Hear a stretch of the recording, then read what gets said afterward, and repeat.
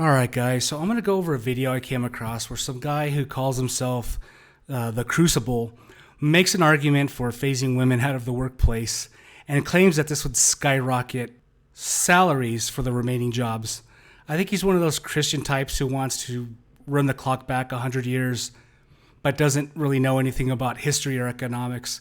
Either way, let's get into it.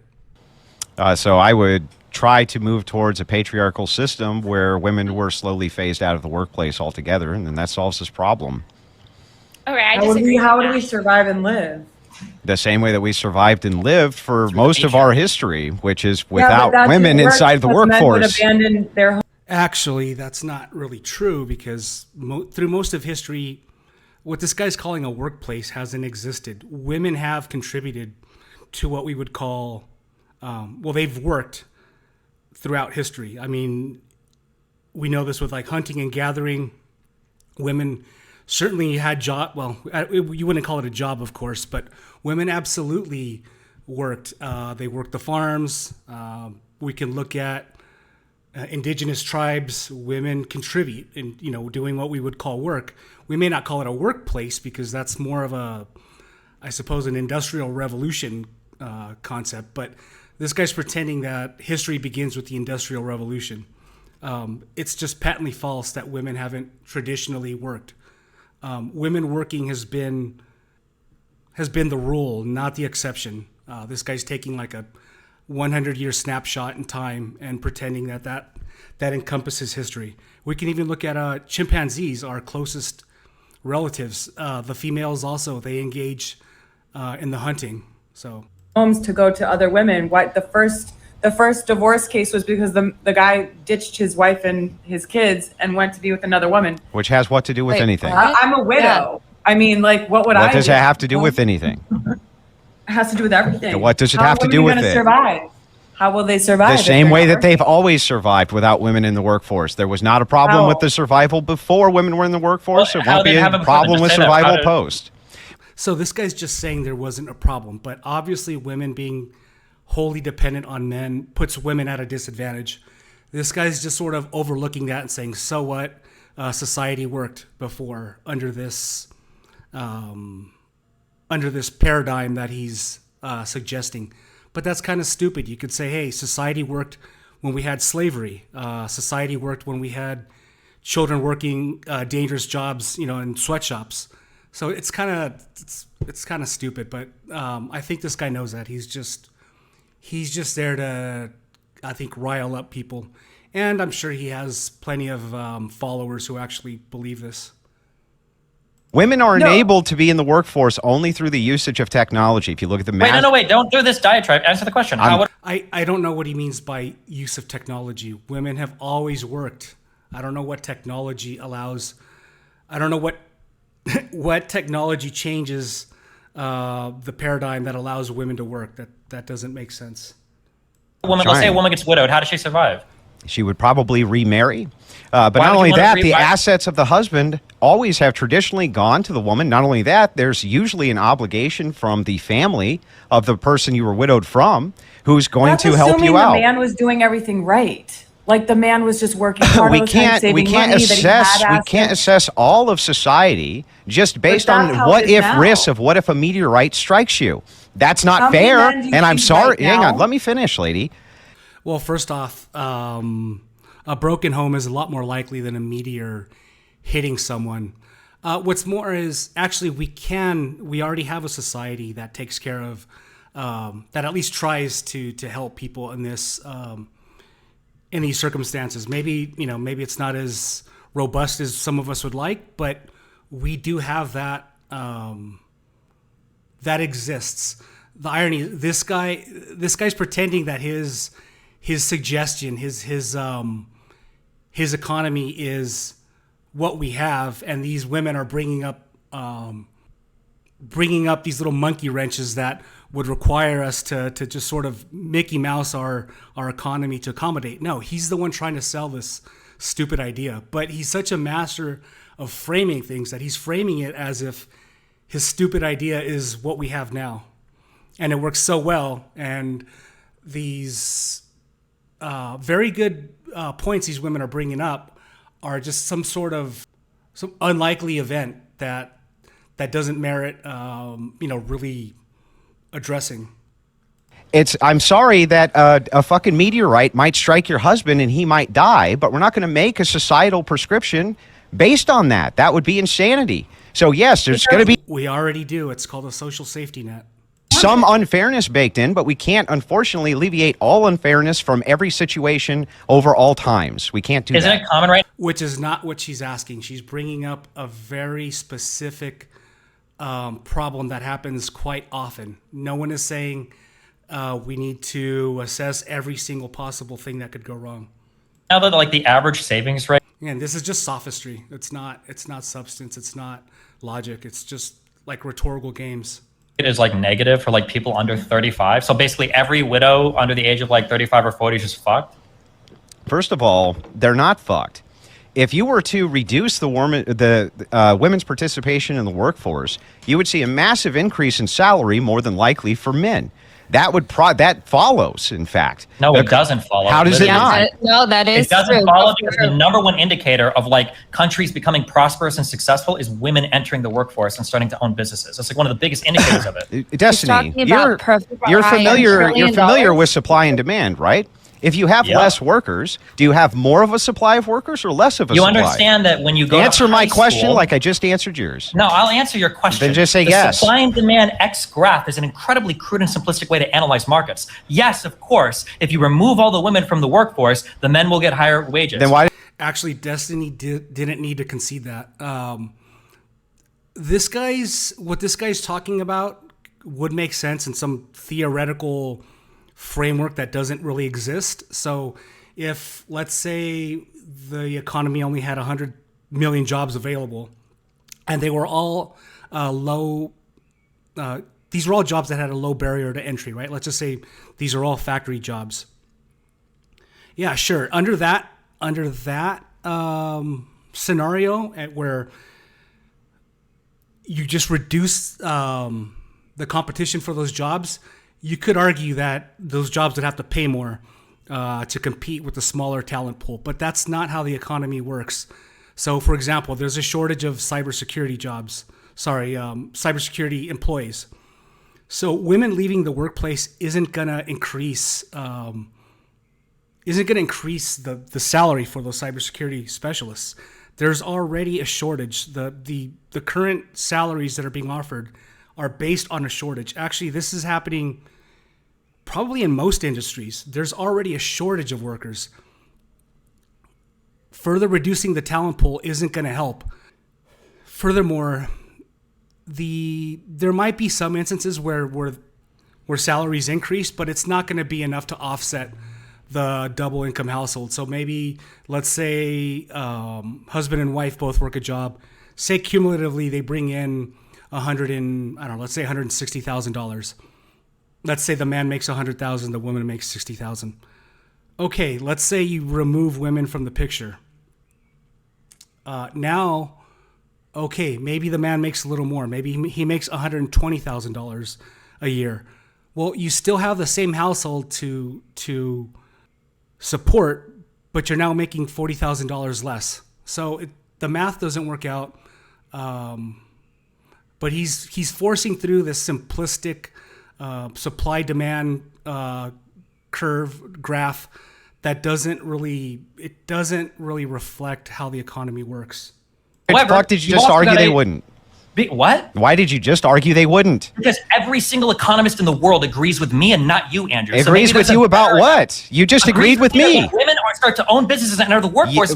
You just agreed with me and my position that if all women were exited from the workforce tomorrow, salaries for men would skyrocket. You literally just agreed with that. Less dollars in our economy. Salaries might increase, Andrew. Do you think murdering half the U.S. population would be good for the economy? Because now you've got that's a red. So what happens? So hang on. So phasing women out for one thing. There's a massive distinction between that and murdering half the population. But assuming that we grant. Okay, we could phase out old people over time, and think how much money we would save on Medicare and Social Security. Like that's the kind of absurd argument this is, and that's what Destiny's pointing out. He's pointing out that just because you can technically do something and maybe you get the effect you want, the very act of doing that is just so absurd. It's not an option. It's like, okay, what if we phase out minorities in the workplace? Then whites will make more money. I mean, it's stupid. What's more is this would cut GDP almost in half. GDP is very important. It makes you more competitive on the world market. I mean, World War II, just look at World War II. It was America's manufacturing might because we had so many workers, so much capacity that we could just mass produce the materials needed to fight a prolonged war. And that's, in the modern day warfare, that's important. Your ability to fight a protracted war. And you need GDP for that. So this guy's, even just from like a national defense standpoint, what this guy's suggesting is absurd. Granted, you're hypothetical, and half the population was somehow murdered, salaries would still increase for the half that were here. Yes, Destiny. No, that's not how it works. And they wouldn't. They would not increase because the job market isn't a huge lump of everyone working the same job. They exist in cohorts. So no, getting all women out of the workplace isn't going to do anything to cybersecurity or programming or probably most industries. It's not going to affect it, or it's going to affect it very little. Yes, then why did you just get done saying that that's how it works? No, I didn't get done saying. You're using a high school supply-demand graph to analyze an entire worker economy. Workers are a supply in the economy. Generally, for an economy, when you increase your supplies, you increase the standards of living, you increase the GDP, you increase wages across the board. Here's a question, Andrew. So you just agreed with me again. No, I didn't. You did. Andrew. I agree with you that the very crude supply-demand graph might seem to support what you're saying, but there's a whole bunch of reasons why a crude supply and demand graph would never explain in something entirely like wage markets for an entire society. That's absurd. Listen, you've agreed with me in every way you possibly can. You just keep deferring to... So this is nice. This guy just ignores all of Destiny's arguments and just says, yeah, but you agreed with me. But there's other complexities which might come in. Okay, fair enough. There might be some other complexities that come in, but... Yeah, but those complexities are 90% of the issue. They're not some little rounding error that you can just ignore. Men's salaries, if women exited the workforce tomorrow, would increase drastically. There's no way around that. And then they would decrease. Yes, there is, because it wouldn't happen. There's a shortage of workers in so many areas. And whatever gains you see would be way offset by households would see a severe drop in income, because going from double income households to single income households, that single income isn't going to increase anywhere near enough to offset the two incomes. And by the way, the reason we have so many double income households, well, I'll get into that later because he's going to talk about Keynesianism. Yes, your consumer base would fall, your overall level of wealth would fall, your overall, like, everything. Why would your consumer base fall? Women entering the workforce has brought so much money to the economy when you compare it to, like... One way your consumer base would fall is if your GDP is lower, you're producing less product, right? So think internationally.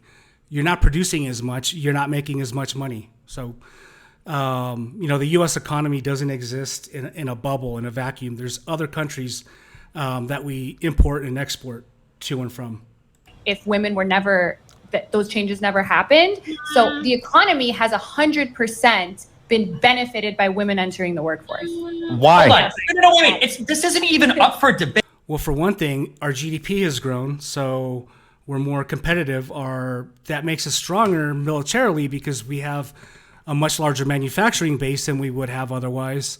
And there's studies, and I can attest to this. Having women in the workplace gives a different. You're just increasing your talent pool in general. Both sexes have people with varying talents. You don't want to limit your talent pool.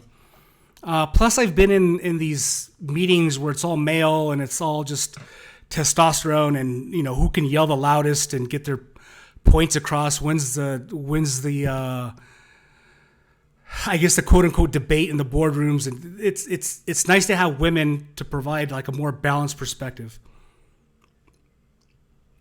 I'm sorry. Where are all of these? I'm sorry. Answer this. Where are all of these hyper-competitive countries that don't let women in the workforce because they want to be more competitive on the world stage? Can you name like one? You mean nations which are in the West, they're all egalitarian, and so they've all pushed for this. However, we can't. Notice how he said the West. Well, the West isn't the entire world. I'm sure there's plenty of, countries where women can't work that aren't in the West. Let's see, how are they doing? How are their male-only economies doing? Yeah, and I'm answering your question. You're not. We can look at the markers before women entered in the workplace, and we were very prosperous. First of all, no, we're not. Yes, we were. We were very prosperous. Where are the countries? Okay, you could say we were prosperous during the days of slavery. You could say we were prosperous when we had children working in the factories. Like, America's always been prosperous. It's a resource-rich country with no enemies at its borders, and we're protected by 2 large oceans. Of course, we're going to be prosperous. How can you not be prosperous with those prospects? They're outcompeting everybody else because they're like, we're not going to let our women enter the workforce because it's better for our country. Give me one. Yeah, so okay, instance, again, like you're making. Let Andrew answer, and then we'll go to you. Listen, there's a distinction to if You're not even gonna if answer. I You don't have an can't. answer. No, you're rambling. So I'm Where's telling one you at? the What was telling your you the answer? truth. You're not- Right now, you in don't have current answers. right now, currently in existence in the West, no, I couldn't point to one because of egalitarianism. But I can still use the historic marker to show that those same nations, before women entered the workforce in mass, were quite prosperous. But he's not really. What does he mean by prosperous? I mean, the modern middle class, although it's been largely eroded in America, came after women were allowed in the workplace. So yeah, you could say America was prosperous in the 1930s, before the Great Depression, but all of the wealth was at the top. At the top, I don't want to say 1%. That's I don't know. I feel silly saying 1%, but sure, we were prosperous. Someone was always making money, but it doesn't mean the society at large was prosperous. That's a relatively new phenomenon that happened with the New Deal economics, and it's been since we switched to a more Reaganomics supply side. Not entirely, but we've moved towards that. Since the 80s, we've seen this erosion in the middle class. But this guy's not working with actual data. He's just saying we were prosperous, and he's calling these markers.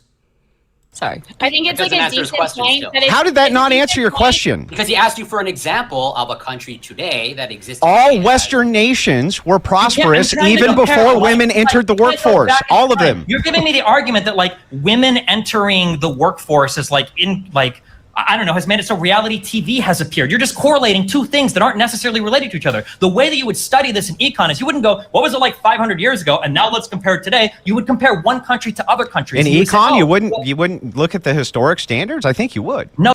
Yes, you would look at everything. You wouldn't cherry pick one thing and just say we were, and you would use actual indicators like the Gini coefficient or GDP or GDP per capita. You wouldn't just say we were prosperous. You would never look. No, you don't look at. That's why when you don't look at historic standards. No.